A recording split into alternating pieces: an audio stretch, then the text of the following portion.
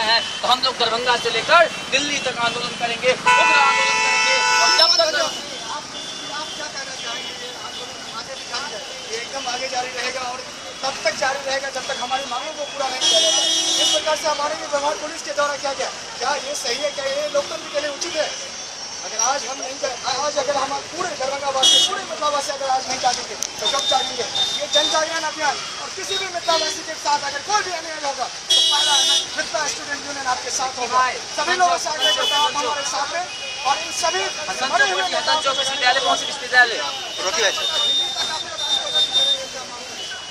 तक ये हमारे आंदोलन जाएगा और दिल्ली में मानसून सत्र में सारे सांसदों का, जितने भी मिथिला के सांसद हैं सभी सांसदों का करके घेराव होगा और हम हमारे साथ जो भी बर्बरतापूर्वक अत्याचार किया गया उन सभी के लिए राजनाथ सिंह से और भी जो भी मानवाधिकार आयोग उन सभी से जाके हम अपनी अपील करेंगे और हमारा और हिसाब मांगेंगे।